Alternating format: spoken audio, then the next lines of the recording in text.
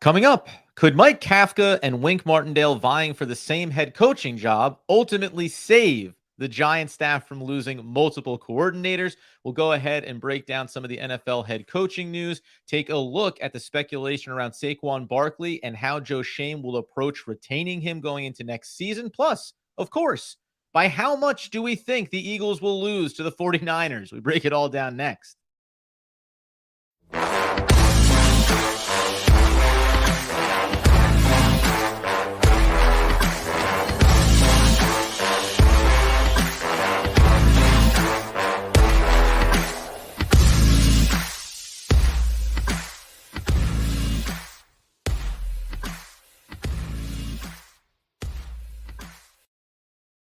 Yes, my friends. It is OGP, the One Giant Podcast, where we're your host over here, Adam Armbrecht, covering the Brooklyn Nets on the Locked On Nets podcast and providing a little bit of production for Daily Fantasy Sports Rankings, DFSR, over on YouTube. Go check it out. Doug Norrie giving you all those key plays every single day of the week. And over there is the healthy, wealthy, and wise Mr. Andrew Makowitz chomping at the bit. Nope, it's champing. I learned that correction a couple years ago. It's champing at the bit to talk about some head coaching possibilities that could cost the Giants. Yeah, is it really champing? Because it does sound like chomping because you're like chomping at the bit, but maybe. It's I believe it was like it's a horse term about that you put into like the animal's mouth. So it's a very specific thing. You can look that up in the background if you want as I set the table for the people. Egg on my face if I'm wrong, but I'm almost 1,000% positive. If we were putting bets, if this was Andy's bet of the week. Champ at the bit. I cannot believe this. My whole life has been a lie. Pat out. And this is what happens, man. Society, dude. Society just warps your perspective until you're using a colloquialism in a completely wrong way. That being the case, because we are champing here, there are a couple things we want to get to. Going to talk about specifically the kind of inside the building stuff for the Giants and obviously some big decisions for Joe Schoen this offseason. But outside the building is interviews. And when you look around the NFL, we've been waiting kind of for these dominoes to fall. Sean Payton is obviously the big piece that everyone's waiting to hear on. He was just in the building with the Arizona Cardinals yesterday. He visited with the Denver Broncos as well. He visited with the Carolina Panthers, who ultimately chose to go with Frank Reich, former head coach of the Indianapolis Colts.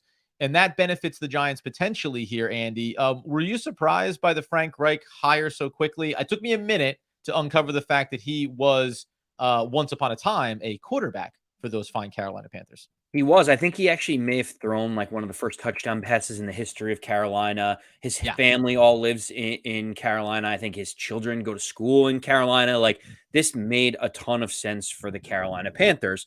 And the tough part is for the Carolina Panthers and Steve Wilks, it can be this was a good hire and also someone had an unfortunate circumstance. Because Matt Rule basically tore the Carolina Panthers apart at the beginning of the year. And interim head coach Steve Wilks came in and righted the ship to the point that in week 17, they had a game where if they won, week 18 would mean that they could win and get into the playoffs. So like they went from a 1-4 start to a dramatic turnaround. You got to give Steve Wilks some credit. Ultimately, they wanted to go on the offensive side of the things, hoping that Frank Reich can figure out the quarterback situation because it's obviously the most important. Good for the Giants because Kafka was up for that job as well. Giant fans have dodged a bullet so far. Initial reaction for you, Adam? Yeah, it's funny. Wilks, who was, you remember, he kind of became a bit of a lame duck one-year coach for the Arizona Cardinals before they wanted to go ahead and get Kyler Murray, and then they wanted to bring in Cliff Kingsbury. Now that thing's unraveling, and they're trying to find a way with a new GM, an assistant GM, and now trying to make that head coaching hire happen. Like, it is pretty brutal sometimes. I think like being a victim of circumstance, because now if you're Steve Wilks, are you going to get another crack at it? Right? Are you going to get another crack at a head coaching job because you did a pretty darn good job as an interim head coach? Team was going in the absolute wrong direction. You almost got them back into a playoff scenario, and the franchise didn't keep you, right? And the franchise was like, yeah, but. So it'll be interesting to see what happens with him. Specifically on the Kafka side, you said he interviewed there. It didn't work out. Obviously, they went with Frank Reich, as we said. But now you have Jordan Renan, who's coming out and saying that my understanding is there are scenarios for Wink Martindale to remain with the Giants despite the Colts' interest, With no cap for coaches, paying him like a head coach could keep him in New York. He's critical part of what they're building, and players love him. An opportunity to keep him in the building. Now, why do we say keep him in the building, and why do we say Colts? Because as it turns out, both he and Mike Kafka have been interviewing for that open position. Yeah, that was interesting from Jordan Renan, but it does make sense given the fact that in Wink's press conference, he came out and basically said, "This isn't a stopgap job. This is a dream place for me to be. New York is the best city in the world. He loves the fans, so he's excited." I think you can And tell that. I'll see what happens. Like, Well, remember, like, you as can, he should, by the way, like as yes. he should. He Two things can be true again. One is that he's deserving of these head coaching potential opportunities, and two, maybe he is happy in New York. And so, like, which one is more important? Is it being able to run your own team or getting a little pay bump and staying where you're ultimately happy right now? That's kind of what I think he's balancing in his mind. And let's ask that question then. Should the Giants be willing to give him that pay bump to keep him there on the defensive side of the ball? Do we feel that? Because I know we're going to talk about Kafka here, and one of the threads that makes a difference for me in who you keep or who you potentially lose is Brian Dable. He's an offensive minded guy. If you were to lose Kafka, who we'll touch on, I would say, well, the next guy comes in. Dable kind of puts the scheme in place, very direct lines of communication. Not that Dable doesn't have a hand or an eye on what the defense is doing, but in a lot of ways, it's Wink Martindale. I trust you to do your thing. It's why they hired a very veteran-heavy coach on that side of the ball, because they felt like they could rely on him to do his thing. Wait, is it your money, Adam? Is it your money? Would it be out of your pocket that we'd have to pay Wink Martindale in order for him to stay? Or Well, where would that now money I'll be be coming clear from? here. Mara and Tish, on the side, they sent me a message. They said, now, here's what we're looking at. And they opened the books. And I appreciate it when they do that. Full transparency, right? We spent some money on some other coaches. We had to pay some guys well after they were in the building for us. What are you thinking, Adam? So, I said, listen, fellas, you got to do what feels good for you. I feel like this should be a conversation with Joe Schoen, not me, but I still had to talk. Yeah, but this is a no-brainer, right? It's like if Wink Martindale wants to stay and it's just a money issue, pay him. Pay the guy. There's no salary cap, to your point. It's like what all Okay, Giants fans are. wait a minute. I agree. Like, hey, it doesn't affect your salary cap. Fine. But you hired him already. He's already being paid. This would be the equivalent of, so I'll paint the scenario. What if a player decides 1 year into their contract, hey, I think I had a really good year for us. I really like it here. Love to get a $5 million pay bump going into next season. If we talked about that, we would say, excuse me? Like, I get it. Negotiations will come up and you deserve to get paid, but that's another year or two away. So a head coach, a coordinator, and I'm not saying Wink hasn't said that, but the idea of like, well, you got to pay to retain him. If he wants to be here, I'm saying if the premise is Wink loves it here, wants to be here, loves being the DC, then why should we have to go this extra mile beyond it? Well, there's a couple things. One is the collective bargaining agreement from the Players Association and the NFL Sure. does not allow players to negotiate on their first contract until after year 3. So, like, even if they play great, you take it out of the hands of everyone else. It's like, I'm sorry, our hands are tied. This is what was negotiated. You don't have to worry about it. If a guy signs a 2-year deal with the Giants and he's like a 28-year-old veteran and he plays really well in that first year, of course you should turn around and say, give me a contract extension, pay me more money. Like, okay, so Isaiah Hodgins should walk with. into Joe Schoen and say, let's go ahead and get me a $5 to $7 million contract in place here because I grossly outperformed it after you picked me up off of the scrap heap. Yes, agreed. Absolutely. Okay. I'm making it clear here because then I can give you 5 guys on the Giants roster that should all walk in the door and demand $5 to $7 more million than they're making right now and put the Giants in a really difficult spot. Understanding, and it's again, different with coaches, it doesn't impact their ability. In a salary-driven league, if you say we only have enough money for our coaching staff to divvy up X amount of funds, if Wink Martindale goes in there and says, pay me $5 million, that impacts all the other coaches on the team and what else we can do. So while I do appreciate that players can go in there, the circumstance is completely different because of Joe Schoen's salary cap limitations. Having no cap on how much you pay coaches, get the best coaches in there and do what you need to do on that end. They were talking about Sean Payton getting $15 or $20 million. It's like, if people are finding all that money under their couch cushions for different coaches, pay the guys you want to have Well, in that building. and by the way, like you're hearing also, like Sean Payton is saying, I want 15, I want 20. And it seems like a lot of teams are saying, well, Right. sure, it's still $20 million. Doesn't affect the cap, but it does affect the money that we're profiting off this team. And I think a big part about what's going on with him is wanting total control when he's walking into these interviews. And that's a really hard balance, especially if you just brought in a new GM. I'm not against it, by the way. I love what Wink Martindale did. I think if you look at this team and you think about where some of the glaring holes are and the improvements that they can make in the offseason and in the draft, the defense can become that much better. Now, let's be clear.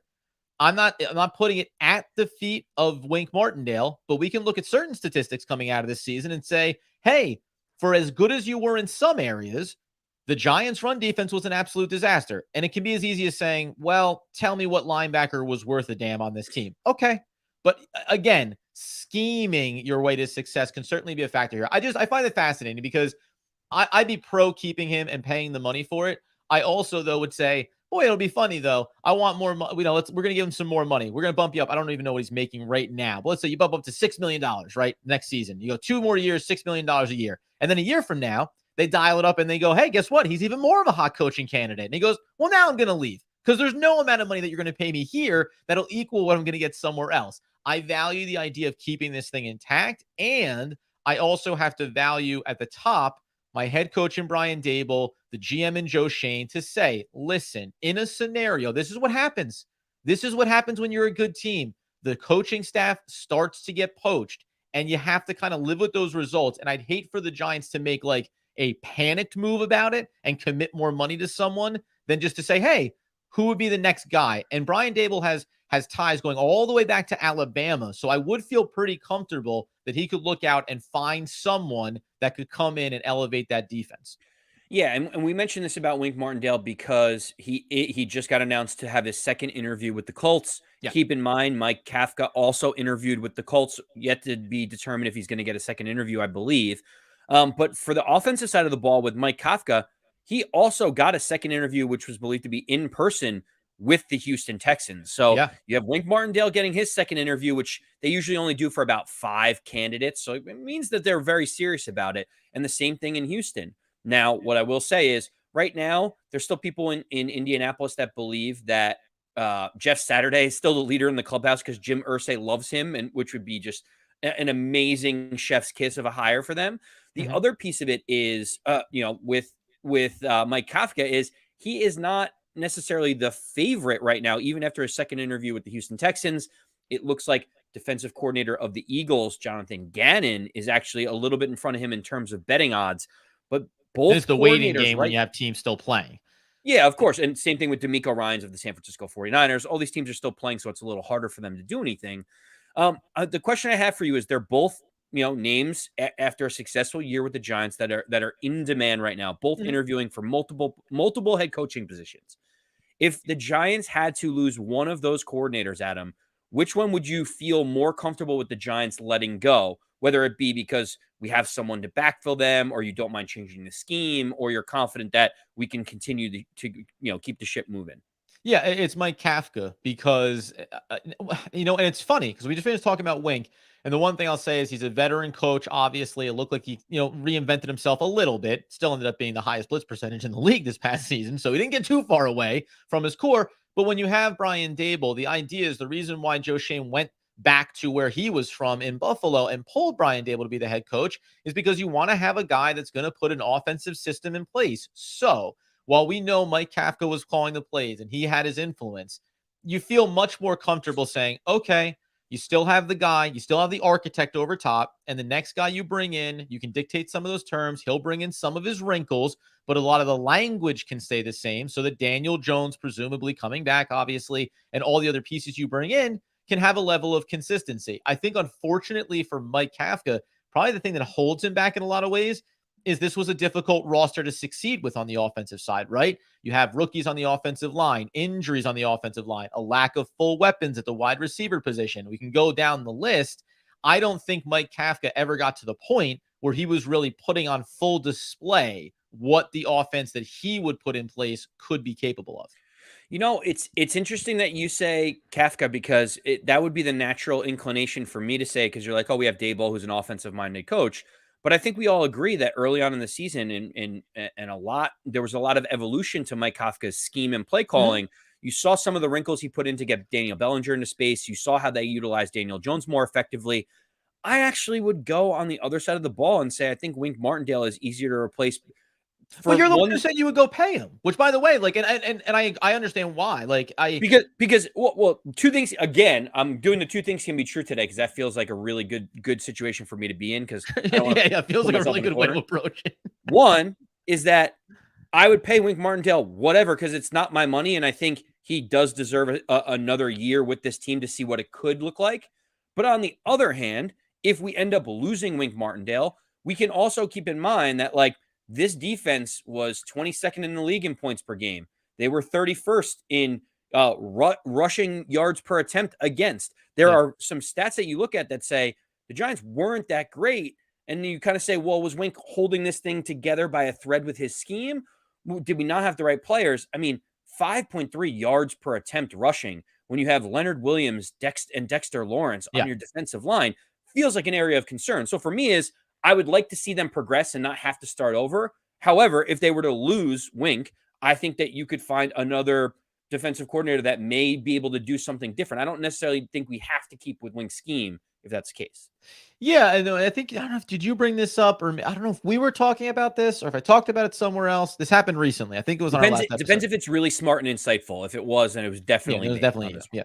Yeah. Yeah. No, we were saying like the potential of like of if this team moved to a 4-3 defensively and you could still have Dexter Lawrence in the middle of that and you could add a piece to it, whether it's retaining Leonard Williams, who maybe doesn't fit the same way in there, or going to the draft free agency, et cetera. So there are some of these things where I think, to your point, it can look a little bit different. And that's why I go back to the top. So here's what I would say. A big part of it is shout out to Cover the Spread. Thank you. Salute to you as well, good sir. On the one side of it, because Kafka is the young mind around the game, you'd like to keep him to see where it can grow and see where it can expand. And you'd like the offense to still have that consistency.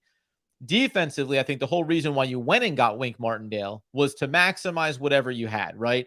And you look at it and you say, well, no second corner, no legitimate number two corner, the linebackers, no having Azeez Ojulari for the bulk of the season, right? Safeties in and out of the lineup with injuries as well. So there's plenty of things you can point to. Again, I guess I'm gonna lean on for both of them. It's just like I trust Joe Schoen, I trust Brian Dable, and I probably feel even more comfortable with Dable saying, okay, I need two new coordinators. I can figure that out more in my second year than maybe I would have in my first, right? A lot of things to get used to, a lot of new responsibilities as a head coach. I'd feel more comfortable with it. I'm a fan of Wink Martindale, and I think about the idea of like how blitz heavy schemes, while sexy when they get home, there's a bit of that risk reward to that defensive side of the ball. And it can look different when you remember, go back to Baltimore when he had the cornerbacks in the secondary play, then the blitz schemes were fantastic because it's man to man coverage. And that's how I think it'd be dramatically different in the upcoming season. So from that standpoint, it will be interesting, nay, fascinating to see what happens here with these two jobs and what the Colts are thinking about. Because I'll throw in this one thing. And I was talking with the guy, kickoff in the Valley, Tyler Vasquez, who covers the Cardinals, and they're all in on Sean Payton. And we're going through all these coaching candidates and saying, yeah, listen, if you want to do it, it's great, grand, wonderful. And I said, here's a wrinkle for you. I was like, what if Jim Irsay just kind of said, hey, Sean Payton, like, let's just have a conversation. Jim Irsay has never seemed like an owner who has feared writing a check. That's what I wonder about a Kafka, a Martindale, or any of these kind of like second tier, potentially coming up for their first head coaching jobs. How many of them could get pushed by the wayside if an organization decides to make a big pivot? You wouldn't think if you're having your second interviews and really getting deep down the road that there's going to be this random swing for the fence. But I am very fascinated, especially when we think about the teams playing this weekend and even some of those coordinators that maybe you get a little bit more in depth depending on who wins or loses this weekend. You know, it's interesting that you mentioned that about Sean Payton. There's 5 open head coaching positions. All 4 other teams have requested to interview Sean Payton, which he has interviewed with them for. I find it fascinating that Jim Irsay maybe he doesn't want to give up as much control That's what to I'm someone like assuming. that. Yeah. You know, they have Chris Ballard, the general manager. Maybe Sean Payton wants that, and he already knows that Chris Ballard isn't going anywhere because he's one of Irsay's guys. A lot of speculation there, but agreed. It will be fascinating because Wink and Mike Kafka don't have the same power struggle or need the same power that Sean Payton does. They may be a more appealing option to the Indianapolis Colts as they move forward. You better believe it, man. So we do want to get to the Saquon Barkley situation, and this is true for Daniel Jones, for a Julian Love, maybe even for Dexter Lawrence to a slightly lesser extent because he still has another year to go, but you may want to get into those waters. And then you can even think about a Leonard Williams. Guys that have contracts and things that need to be figured out on this roster. A quick footnote that occurred over the last few days, adding to the list of 14 total players that are now part of the Giants' reserve futures. They gave him out to, you have Butler, you have Jashawn Corbin, obviously the running back that we really liked coming out. Zion Gilbert got added into that list as well. The cornerback who I think has a lot of the baseline traits we like, needs some time to develop, but did see some reps early in the season. And then my boy Khalil Pimpleton also made it through, but along with Andy Makowitz's favorite. This is a diehard for this man. David Sills back in there with the reserves futures contract. Do any of the do you find it? I find it somewhat interesting. A lot of these guys are players that were brought in this past season for the first time under Joe Schoen, but there are still some holdovers that have made it through from the previous regime onto this list, which also includes Myrick as well, got through on there too. So, I mean, anybody jump out at you here? Like, I'm excited that Pimpleton made it through just because he was a rookie. So, like, you know, you at least look at a player like that and say there's some untapped potential. Same thing with the running backs or cornerbacks. Like, I want some young guys that maybe can develop to be depth contributors on this team. Yeah, the one name that came to my mind was actually Andre Miller, Dre Miller, who Yeah. was listed as a wide receiver early on and then in camp moved over to the tight end position. Looked like he was starting to get acclimated in that role. Looked like he could even make the roster. Had a season ending injury like in training camp or in one of the preseason games. He has stuck around for a while. I believe he was signed to the reserve team. He's now back listed as a wide receiver as opposed to a tight end. I wonder if the Giants are just figuring out how they can utilize a talent like him as a big catch radius, bigger body. Certainly something the Giants probably need on the field. He's just an interesting one to me because I thought his size and his pass catching ability is clearly something that the Giants Yeah. need, considering what the wide receiver and tight end room looks like today. I wouldn't be surprised to see him being in the building, getting a year of reps with this team, seeing if there's a way that maybe he ekes onto the roster as one of those replacements for a Nick Vannett or even Lawrence Cager if he ends up not making it, you know? Yeah, I find that interesting too, right? Because I think tight end is still something you look at and say you'd like to add something here this offseason, free agency draft, but in the hierarchy of needs, it gets a little bit further down. So you go, well, we love Daniel Bellinger. Is a Lawrence Cager and a Miller? Can that be a three-man combination? Can somebody else, Myrick, et cetera? Like, what is going to be the way that maybe you get past or get through one more season before diving a layer deeper on certain positions? The other thing that we want to touch on here before we get out the door, there's two players that I think we'll talk about today. The first one is going to be Saquon Barkley, and then I want to bring up a little something about one Julian Love. So with Saquon Barkley, we heard the end of the season comments, and we talked about him at the beginning of the week. Wants to be here, not looking to reset the market value. And then you get it followed up with Joe Schoen saying certain things like around Daniel Jones. It was really happy with what we saw from him this year, want him to be here, looking to, work this thing out, etc. When it came to Saquon, it wasn't that he dismissed wanting Saquon back, but it also included in his comments the idea of, but you can't bid against yourselves. You have to look at the market, positional needs, how much money. So it kind of put in some of these caveats that could make it interesting when it comes to these negotiations. So my question to you is, you have three options on the table. Sign them to an extension. And, Saquon said, I don't want to reset the market. That can still be 14 million. That wouldn't be resetting it, still be a lot of money. It seems like some of the speculation was like 12 and a half around the trade deadline and over the bye week that Saquon indicated, couldn't get close on it necessarily. So if that number wasn't good enough, you can slap the franchise tag on him and pay him a little bit over 10 million for a year. I don't know if Saquon's going to love that, has had some injuries, probably wants security. Or you could also go with the transition tag. And that actually reduces the number down to just north of 9 million. And then obviously puts an onus on another team if they want to come and sign him of having to give up some capital. What would you go with? And how likely do you think one of these options is? Yeah, so I do think that the franchise tag is likely for Saquon, and there's a couple of reasons behind it. One is because at $10 million, like every Giant fan and everyone else would sign up for one more year of Saquon Barkley at a reasonable number, which is like basically just cracking the top 10. Like that's not even a question if you would spend the draft capital there, Adam. I think the other piece of it is Also, what would be the market value? We're talking about he already got offered $12.5 million or somewhere in that range during the season. Like this would be even less than what we were gonna give him on a longer term deal. So Yeah. I agree with that too. The last piece of it, which is the most important one, is figuring out an extension for Daniel Jones. Because if you have to decide who do we sign long term, who do we franchise, if you franchise Daniel Jones at $32 million, Mhm. that is a $32 million cap hit that you cannot manipulate. You can't move money around. You can't turn some of it into a signing bonus or this, that to be able to lower the cap hit. That is $32 million that is stuck in for the Giants.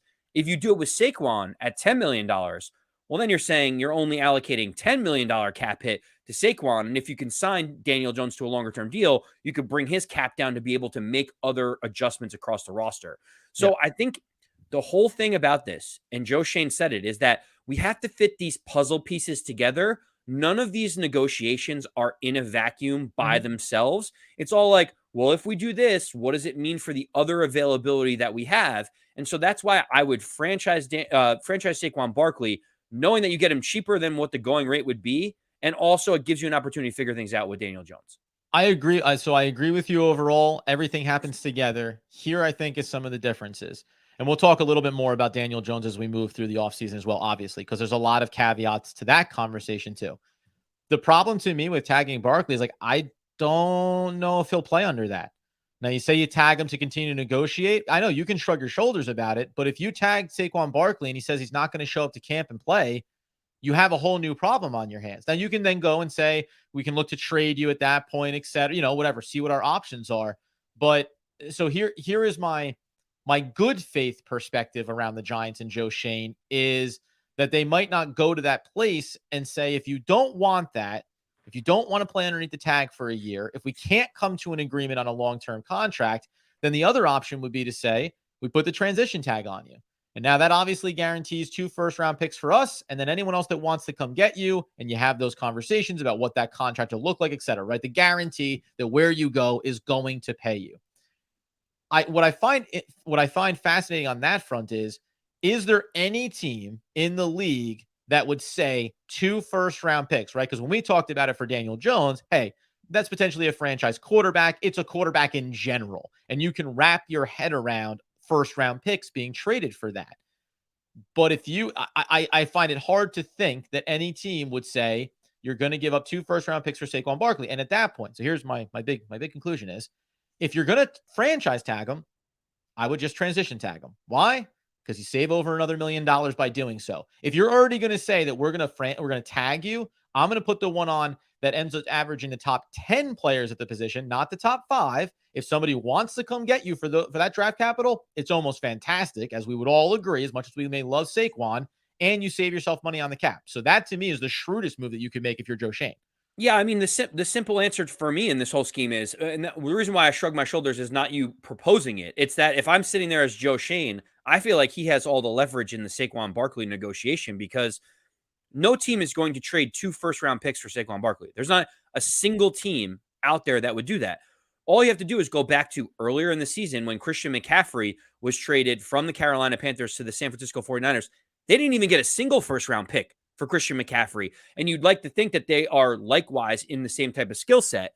In addition, any team that would be signing him to that tag, he would be expecting the same thing that the Giants would be doing, which is give me a long-term deal. So is there another team out there that's willing to give 2 first-round picks and then give Saquon Barkley $16 million? Like whoever that GM is, like I got ice to sell A you in bouquet of Antarctica. roses. Like I don't Yeah. understand how you could possibly invest that much capital into a running back when everyone's moving away from how valuable running backs are. No, you'd have to look at it across the landscape and say, a team that feels like, boy, if we had Saquon Barkley, like who cares about draft capital? We have everything else, right? We have the quarterback, we have the offensive line, and we have a number 1 wide receiver plus a strong number 2 and a good tight, right? All those things. The defense is intact. We don't care about giving up 2 first-round picks because guess what? We think with Saquon for the next 2 years, we could be winning or competing for championships, right? Like that would be the only scenario. And those teams are probably few and far between. Although if you pressed me, I could give you a couple that it could at least be feasible, though I think highly unlikely.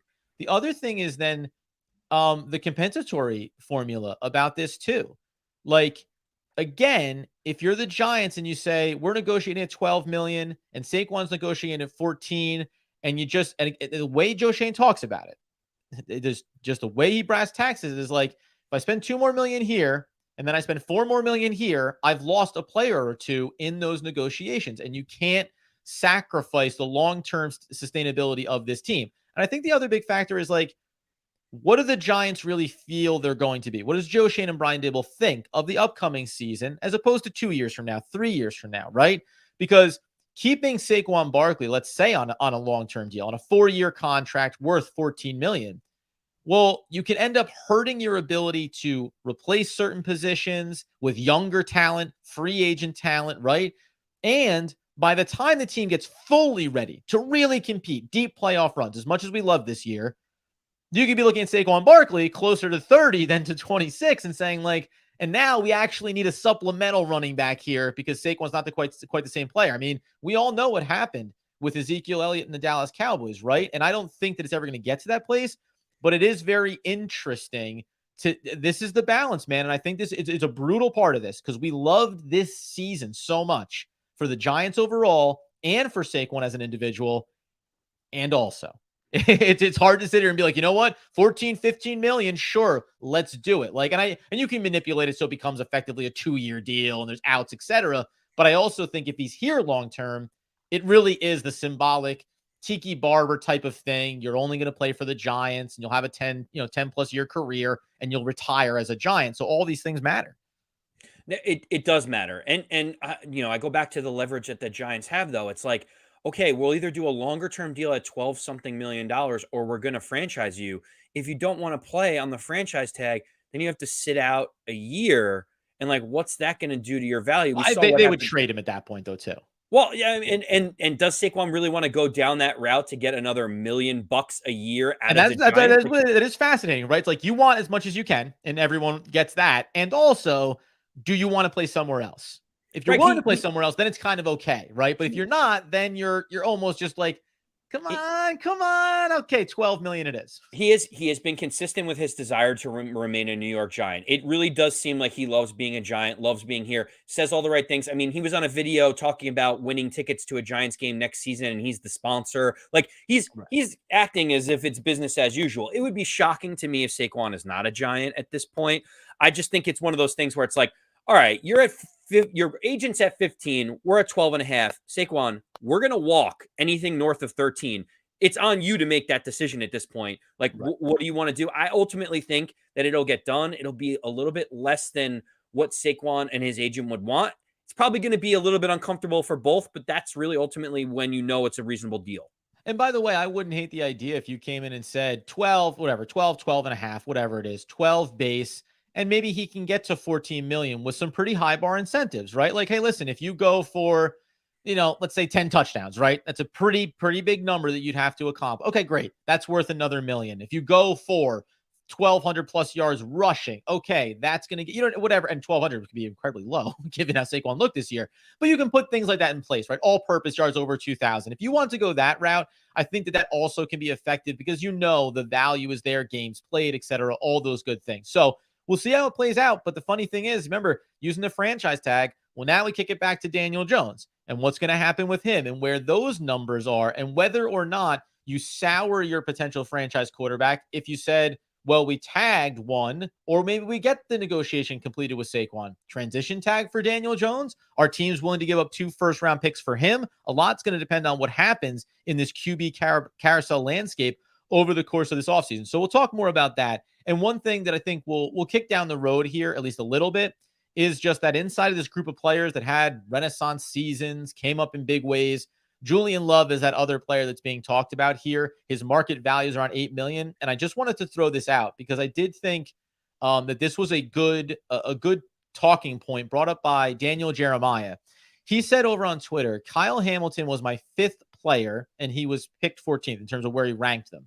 He mentions Julian Love was my 61st ranked player and was taken 108. And he says basically how you look at a player and where they were drafted is all part of this combination, right? Because he says I was 93 spots higher on some of these guys than they were eventually picked. So when you think about where the market value is on a Julian Love or other guys on this roster, you are combining about, like, Joe Schoen can go back in his books and say, where did I scout him coming out of college? What did I think he could be at the NFL level? But he is a guy now with Xavier McKinney, with Dame Belton, and just with a draft and another off season. I think he's going to kind of be a guy where we talk about, we can't overspend one place and not be able to fill needs. Julian Love feels like it's getting a lot closer to that if he's going to want to try to maximize his value. You can talk about it now if you want. So I said we're going to save it, but No, I think it's good. Just understanding when Joe Schoen talks about these puzzle pieces, Julian Love is a key puzzle piece. He was another captain on this team. I think yeah, it is going to yeah. be fascinating when you think about what's his value in terms of leadership, also his positional value, as well as what is the actual contract that he's looking for. I think when you break all of those things down, he, to me, is the one where I honestly think it's 50-50 whether or not he's going to be back based on all of those different factors. You better believe it. Shout out to Joseph Clark, who's a frequent flyer in here. Dr. Pancake, who's also been around in the lives and hadn't seen him in a little while. Shout out to you as well, sir, and everybody else that came in. We've been doing these kind of impromptu lives, and obviously, as we're in the off season, we're going to leave a little bit more space between our episodes. Still going to do at least 2, probably mostly 3 for the next few weeks here. We'll cover all the important narratives that are happening consistently, and then we're also going to drop in some of our how did these players look this season? Where did they start? Where did they finish? And where is their true value for this team? Not this past year, but going forward, because those are the decisions that Joe Schoen has to make. And I think, Andy, we'll even do the rundown on how many players are going to be turned over on this roster, because that's been a consistent theme around rebuilding teams, which the Giants very much are a part of. You go ahead and you get us over on YouTube, where you're watching us right now, on the podcast feed where you're soaking it in. Dr. Pancake, I do see the shout out to Brightwell. That is an interesting talking point we will get to. Who are all the other running backs that exist on this roster? Just want to make sure we make reference to that as well. But you get us wherever you can, man. Why? Because we're talking about the New York Football Giants. I'm going to start to laying out some of my top 5 players at each position in the draft for the New York Football Giants. So just stay tuned, man. The offseason is going to be amazing. And Andy, oh my God, listen, I keep doing it, extending the show. Who do you got this weekend? Almost forgot conference championships here. I assume you love the Eagles. Give me the Chiefs and the 49ers in a rematch. I Oh, feel like really? everyone wants to go the other way on this thing, so I'm going to be contrarian, mostly like you are, Adam, usually. So I'm going to give me the Chiefs, give me the 49ers. That's my pick. I'm taking the Bengals. I feel like they are destined to get back there again. They just look like the team that is hitting all the right strides at all the right moments. And I'll take the 49ers. I'll hang my hat on the defense. I'll hang my hat on Brock Purdy to keep this thing going. Come on. Is there any world where I could possibly say I think the Eagles are going to win? Knock it off. We already got the Cowboys out. By the way, we're as far as the Cowboys in the playoffs, just in case anyone's wondering. So we'll see how these things flesh out over the weekend. We'll come back in. We'll break down all things New York Football Giants. Thanks again to everybody who checked it out. And as always, as Andrew Makowitz would want, need, and nay, demand the people know. As always, let's go Big Blue.